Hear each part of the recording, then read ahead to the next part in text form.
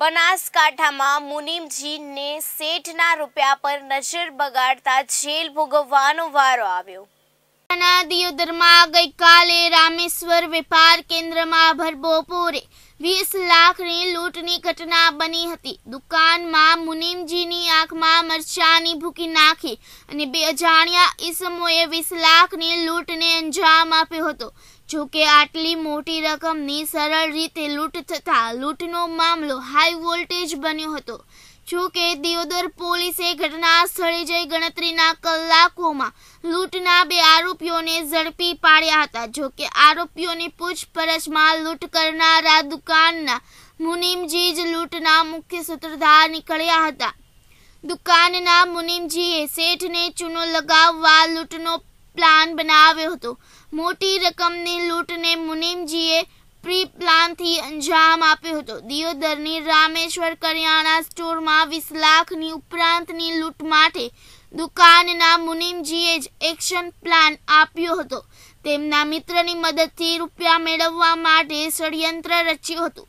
ગઈકાલે જ્યારે દુકાનના શેઠ ઘરે જમવા ગયા હતા ત્યારે પ્લાન મુજબ તેમના મિત્રએ ભર બપોરે દુકાનમાં આવીને મુનીમજીની આંખમાં મરચું નાખ્યું હતું અને મુનીમજી પાસે પડેલું 20 લાખ રૂપિયા ભરેલો થેલો લઈને મુનીમજીનો મિત્ર ફરાર થઈ ગયો હતો।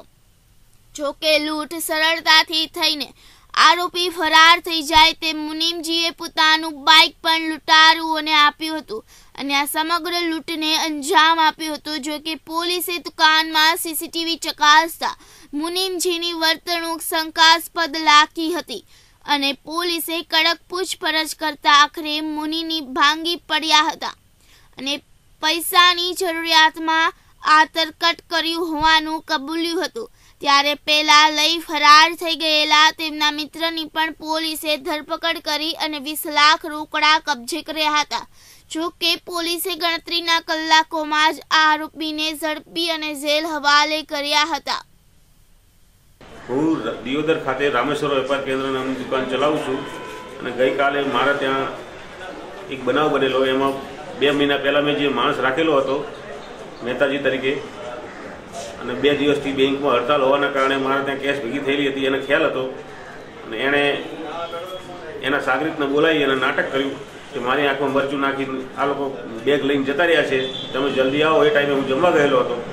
ત્યાંથી હું સીધો પોલીસ સ્ટેશન આવ્યો। પોલીસ સ્ટેશન આવી મેં એફઆઈઆર પડાવી અને પોલીસે 4-5 જુદી જુદી ટીમો બનાવી અને મને 4-5 કલાકમાં ચોરીનો ભેદ ઉકેલી આપ્યો। KTV ન્યૂઝ ગુજરાતી સાથે દિલીપસિંહ રાજપૂત, બનાસકાંઠા।